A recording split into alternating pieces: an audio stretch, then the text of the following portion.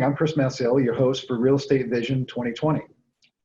Today we're going to talk a little bit about the 2019 market conditions and then what the forecast would be for 2020.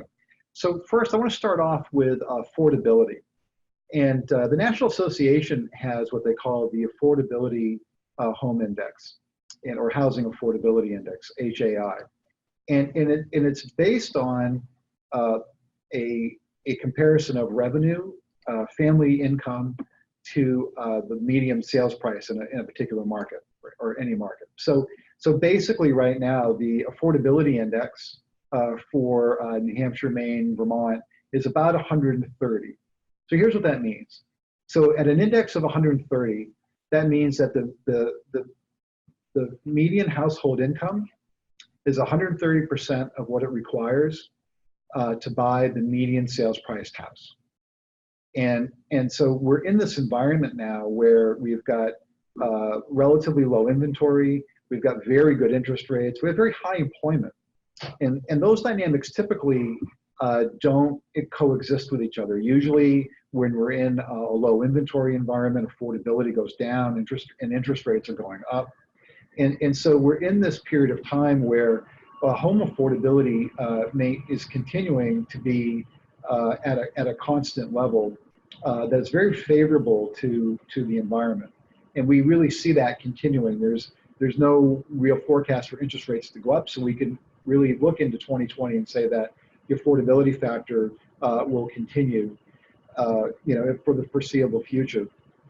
And so we're moving into a marketplace that's really much different than markets that we've seen before. Again, lower interest rates, we've got home appreciation, which we'll talk about in a minute, that's very reasonable, and all of that is made for a very affordable housing environment. So state by state, let's talk about 2019 state by state. So New Hampshire and Maine tend to track pretty close with one another. So New Hampshire for closed units, closed sales, was 0.3% ahead of last year, so almost even with last year, with 2018. And Maine was ahead by 1.4%. So generally speaking, 2019 was similar to 2018 for closed sales. For increase in sales volume and appreciation, New Hampshire was up 6% and Maine was up about 4.5%. So again, tracking pretty closely. The median sales price house for New Hampshire was $300,000 and for Maine was $225,000. And somewhere between a 4 and 6% appreciation rate is very manageable in this environment, and it doesn't really upend the affordability factor. Vermont, which tends to be somewhere between 6 and 12 months behind New Hampshire and Maine, posted some pretty incredible numbers.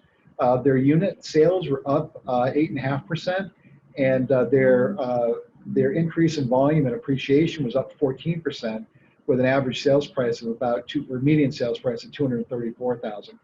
And so Maine and New Hampshire, again, because of their proximity to one another, tends to track pretty closely, and they're more heavily influenced by Massachusetts. Vermont tends to run 6 to 12 months behind, so it'll be interesting to see how these Vermont numbers kind of merge in with the New Hampshire and Maine numbers as we go into the latter parts of 2020.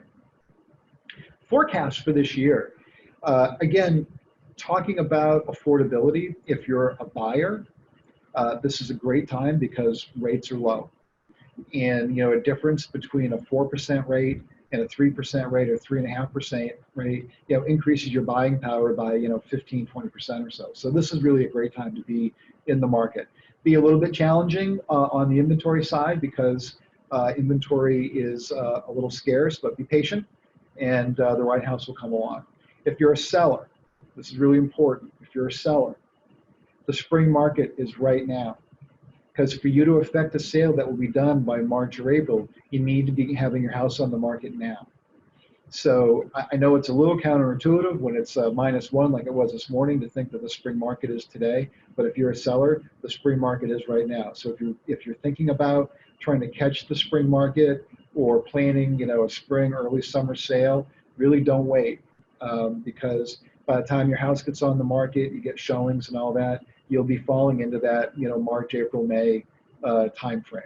So And the other part, if you're a seller too, there are less houses on the market right now, so you really, to some degree, have less competition, which is also another very good reason to understand that the spring market really is right now. I just want to talk about seasonality for a minute, and then we'll finish up. So seasonality has changed a little bit because of inventory. So traditionally your colder months are slower and your warmer months are faster.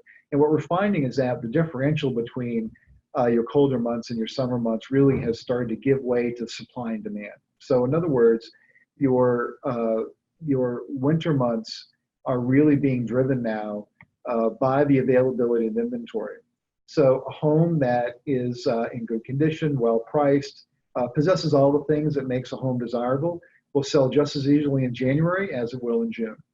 And because of that, we are seeing the traditional seasonality start to give way.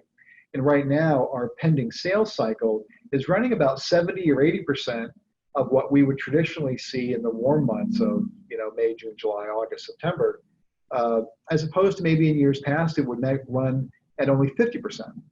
So the market now is really giving way to strict seasonality and really more supply and demand. And I think that makes the environment more predictable and much easier for everyone, buyers, sellers, agents, loan officers, makes it easier for everyone to operate in. So I think consistency will be the word that we'll use to describe this coming year, along with affordability. So thank you so much for being here with us, and have an amazing day.